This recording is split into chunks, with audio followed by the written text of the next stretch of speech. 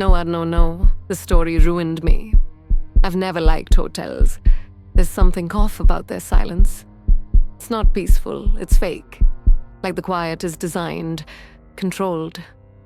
And the walls? Too thick. Like they're meant to keep secrets in. That's how I felt the first night I arrived at the Marlowe Inn. A 4-story boutique hotel tucked away on Portland's rainy waterfront. From the outside, it looked charming. But the hallways were dim. The carpet was too soft, almost like it was swallowing sound. I had just ended a 7-year engagement with Ethan. I didn't cry on the flight, not even once. But the moment I stepped into room 408 and turned the key, something inside me cracked. It wasn't the room. It was me.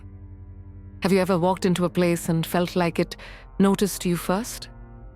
The room was tasteful.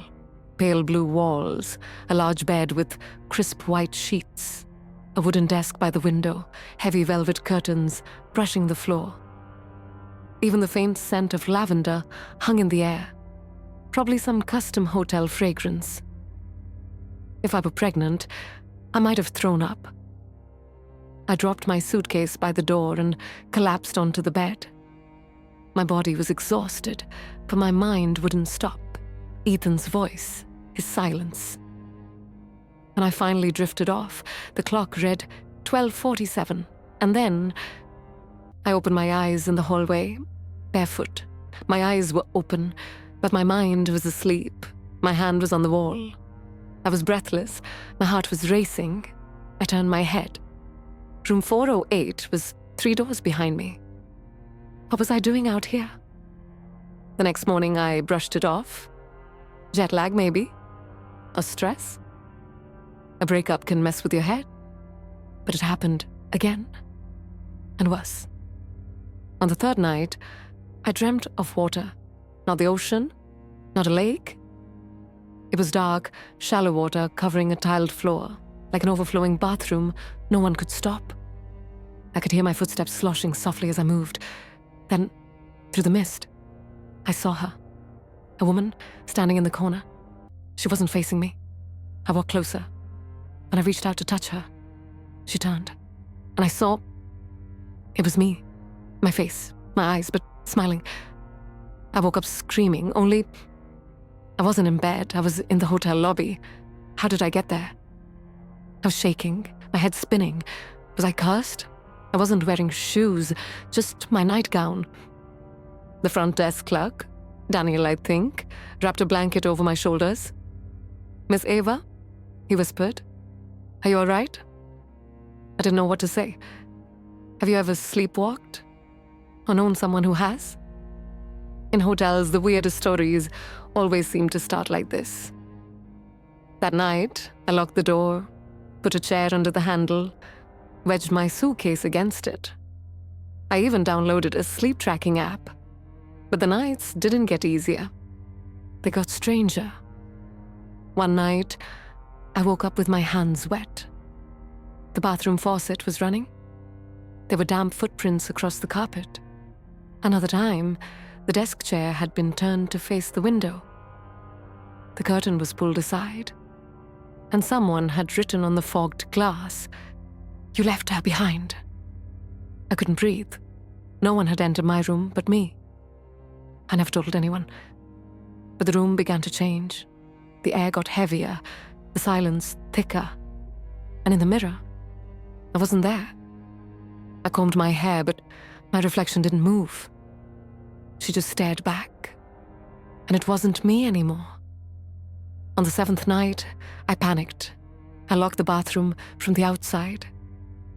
I don't know why, but that night, I didn't sleepwalk. Because someone was already watching me. He stood by the window, still, silent, just watching and smiling. I left the hotel the next morning, no breakfast. I didn't even pack everything. I just ran. I couldn't sleep for 3 days. That was 2 years ago. But sometimes, in hotel rooms, when I close my eyes, I feel it. The version of me I left behind. The one that still walks the halls, that stares into mirrors, that waits by the window. She's quieter now, but she's not gone. And just before I fall asleep, I still hear the door creak, even when there is no door. If you've ever felt like sleep hides something darker than dreams, maybe you're a sleepwalker, and maybe it's already begun. Hello, young people. And those who still feel young. My name is Melis, but honestly, I can't remember the last time I felt like myself. If it were up to me, I wouldn't be telling this story. But some things get heavier when we keep them inside. And silence, after a while, starts to echo. This isn't a ghost story, it's the story of a woman who forgot how to wake up. I checked into the hotel on the last day of November. The air was cold, hazy, and still. Just 3 nights, that's all I planned. But everything changed on the first. The hotel was called the Orion Palace. From the outside, it looked old and unimpressive. But inside, there was something unsettling. The balcony rails were rusted, the windows cracked, but the decor, spotless, too clean, too perfect. It didn't feel like a home, not mine, not anyone's, because some places lose their soul when all their stories are erased. And silence, my friends, isn't always peace. Sometimes it's just buried noise. The woman at the front desk looked tired, but her eyes lingered on mine, like she recognized me.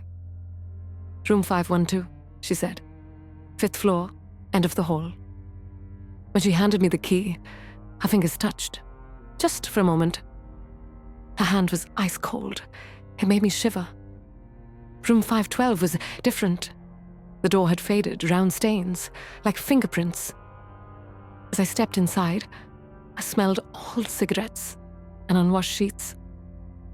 I pulled the curtains open, but there was no view, just a blackened wall a few feet away. On the bedside table was a small notepad with the hotel's logo, but beneath it, a sentence written in pencil. "He's here, waiting for you." I don't know who wrote it, but the letters were uneven, like someone wrote it while crying. You could feel the fear in every stroke. That night, I woke up at exactly 3:11 a.m., but I wasn't in bed. I was standing at the window. The curtains were open, the window slightly cracked. My head was tilted like I'd been speaking to someone. But I was alone. I wasn't talking, and I remembered none of it. Have you ever woken up and realized you had no idea what you did the night before? On the second night, I stayed in bed, but when I woke up, my hair was wet. And there was a bobby pin in the center of my pillow. It wasn't mine. I hadn't styled my hair that day. I called the front desk. No one had entered the room, no staff, no record. But in the bathroom, the mirror was fogged, like someone had just taken a shower. But the water drops ran outward. Not from someone leaving, but from someone entering. On the third night, the sound came again. 3:11, a bell. I hadn't set an alarm. My phone was on silent. But the moment the bell rang, a note slipped under my door. You walk at night, but by day, you disappear. The handwriting was the same. The next morning I asked, "Who stayed in this room before me?" The woman didn't answer, but another staff member, passing by, whispered, 512 gets visitors at night, but by day, it looks empty. That's when I stopped trying to sleep, but your body doesn't control sleep alone. Sometimes, your soul gives in. On the fourth night, I blinked, just once, and suddenly, I wasn't in bed. I was outside in my nightgown, no slippers, standing on a wet path, like I'd followed a trail, only it didn't lead back, it went forward. Have you ever done something in your sleep and wondered if it was really you. The fifth night. 3:11 again. I woke up screaming, but not from inside the room. My voice was coming from behind the wall. It sounded like me, but distant. It shook me to my core. I dropped to the edge of the bed, clutching my knees. As I cried, the desk lamp turned on by itself. On the notepad, "It's no longer yours." That night, I tried to leave the room, but the door wouldn't open. The key was inside, but the lock stayed shut. And then I realized I wasn't trying to leave the room. I was trying to escape myself. On the sixth night, I didn't wake up. Something else woke up me instead. At dawn, I found myself sitting on the edge of the bed, watching me. It was someone who looked like me, but with empty eyes and a smile that didn't belong. She whispered, "You sleep." I woke on the seventh day. I checked out. My suitcase was gone, my underwear missing, but on my phone, 19 videos, none recorded by me. One showed me in the empty conference room, barefoot. I was dancing, humming, smiling, but my eyes were completely blank. That's why I'm telling you this, because I still wake up at 3:11 every night, in different cities, in different hotels, but always at the same time. And sometimes, that same notepad appears beside my pillow, like I never left. This isn't a sleepwalking story. It's the whisper of a woman, still trapped inside her own dream. I'm Lena, 32 years old. I guess you could say I'm young and beautiful. Well, you can decide that part. As I write this, I don't know what scares me more. The fact that I don't know where I go at night, or the thought that one day I might never come back. It was just past 6 when I arrived at the hotel. I wasn't sleepless, just tired. 3 bus rides, a transfer, and a whole lot of silence. The Coral Pine Hotel was fancy, but heavy. The kind of place that takes itself too seriously. The lobby buzzed with cold air from the vents. The man at the front desk didn't smile. He handed me the key. Room 306, 3rd floor, end of the hall. Something inside me twitched. But when you're exhausted, it's easy to ignore your instincts. The window in my room was open. That's the first thing I noticed. A soft breeze pushed the curtains inward, like the room was breathing in reverse. Cream walls, a plain headboard, a dusty chandelier that didn't light up, old wooden flooring, scuffed in patches. It reminded me of my grandfather's house. I laughed to myself, opened my phone, scrolled through Instagram. Then I caught my reflection in the bathroom mirror. My under eyes looked bruised. My shoulders drooped. For the first time, I noticed the small lines in my face. But what unsettled me most was how blank my expression was. That night, it happened. I opened my eyes on the hotel's fire escape, barefoot, a thin cut on my finger, a bruise forming near my knee. I felt like I was still asleep. The air smelled off, rust bleach, and something faintly burning. I turned the corner, searching for my room, and passed by the old mirror near the fire door. I stopped. I looked into it and didn't recognize who was staring back. Have you ever woken up in a place you don't remember entering? Or felt like your reflection didn't belong to you? It was the most terrifying moment of my life, like being lost in space. The next morning, I asked the night guard, "Did I go out last night? Did you check the cameras?" He smiled faintly and looked away. "Some guests find this place dreamlike," he said. That word haunted me the whole day. Dreamlike? Or just like a dream you can't wake from? That second night, my phone alarm went off. but I hadn't set one. 3:06 a.m. The room light was off, not a power cut, just dark. Only the faint glow of the street light spilled through the open window. I stood up, expecting cold floor, but instead, carpet. There hadn't been any carpet. Maroon with a 6-pointed pattern in the middle. It didn't belong to the hotel. And right in the center, faded but clear, it read, "Don't walk again." Later, I found myself back at the hallway mirror. But this time, my reflection didn't move. I breathed. It didn't. I blinked. It stared. When I turned away, it kept watching. I laughed nervously. Maybe I had too much wine. That third night, I remember nothing. On the fourth night, someone had written something in the steam on the bathroom mirror. A single word. Sevda. That was the name my mom used to call me when I was little. My real name is Lena. But when she was in a good mood, she'd say, "Sevda, come here, sweetheart." She died 15 years ago. No one in that hotel could have known that name. Have you ever wondered if someone you lost visits you in your sleep, or come across a word that feels like it was meant just for you? The fifth morning, I woke to find soil under the bed. Actual dirt. Damp. A small green sprout had begun to grow from it, like someone had dug a tiny grave. Or maybe I had. The hotel staff kept avoiding eye contact. Finally, I asked, "Who stayed in this room before me?" No answer. But that night, someone slipped a note under my door, handwritten. It's no longer his, but it's not yours either.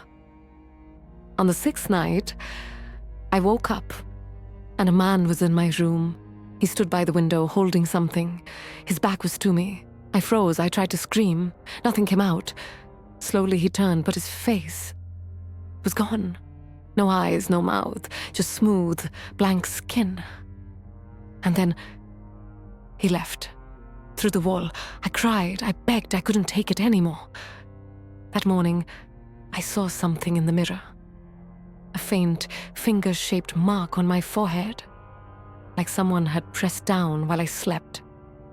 I checked out that same day, said nothing. Packed my bag, slammed the door behind me.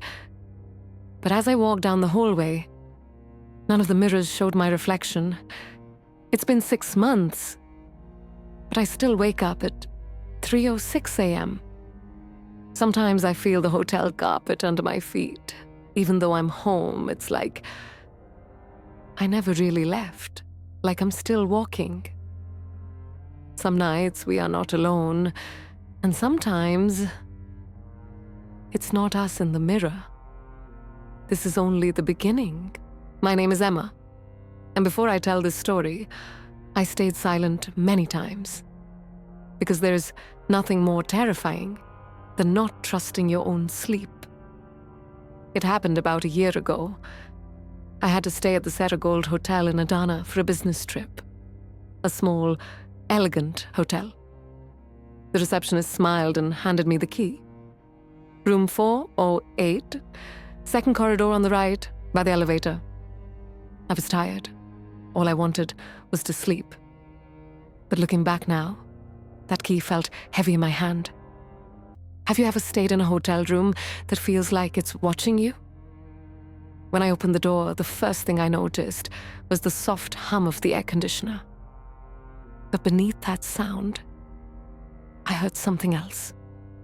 A whisper. Words I couldn't understand. I switched on the light. Everything looked normal, neat, clean, simple. But the armchair by the window was slightly askew, as if someone had just sat down and left. I ignored it, took a shower, then lay down on the bed. I closed my eyes and fell asleep. Those hotel air conditioners are strange, aren't they? I kept pressing the button. Sometimes it worked, sometimes it didn't. Once I turned it on after a shower and got sick. Has that happened to you? It was 3:12 a.m. I woke up, but not in bed. I was standing by the window, the curtains wide open, the window unlocked. My hands rested on the glass. It wasn't like I was looking out. I was waiting. My breath fogged the glass. And in that mist, I saw the faint outline of a smaller handprint pointing at me. The next morning, I told myself I was tired. I dreamed. I'm imagining things. But in the bathroom mirror, written in the steam, was a single letter. E. My initials. But I hadn't used hot water to steam the mirror. And the steam seemed to come from outside, not inside. Before going to bed, I looked at myself in the mirror and said, "Emma, you won't sleep tonight. You'll watch." The next morning, my phone was on the floor. The screen shattered, but the recording was still there. And on it, the sound of nails scraping slowly but insistently on the wooden floor. Then my voice, "Don't close, leave the door open." But I didn't remember saying that. Have you ever heard your own voice on a recording and felt like it wasn't yours? You're not alone. By the way, I noticed something funny. I never heard of an old person sleepwalking. Usually it's us young people. Maybe the elderly don't have the strength to get up at night. So if there's an old sleepwalker listening now, you're the exception. On the fourth night, I told myself, you don't do it, but it comes out of you. When I woke up, my phone was on the floor again. This time, the screen was completely black. There was one word on it, ready. I didn't write that. I would remember if I did. On the fifth night, I vowed not to leave the room. I pushed furniture in front of the door, nailed the curtains shut, covered the mirror, put my phone in recording mode, hidden in my pillow. And then, I don't know what happened. When I opened my eyes, I was on the hotel roof, in my bathrobe, barefoot, in my hand, a child's shoe. Have you ever woken up with something in your hand?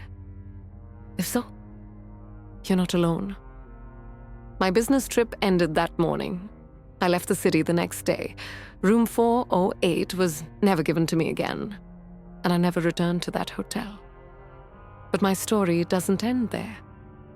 Because some mornings, I still find that little shoe on the edge of my bed, dusty, muddy, and each time, a little wetter, as if someone is still walking, and I'm still waiting for him to wake up. Sometimes sleep protects us, sometimes it exposes us. If you have a sleepwalking story where you stayed silent too,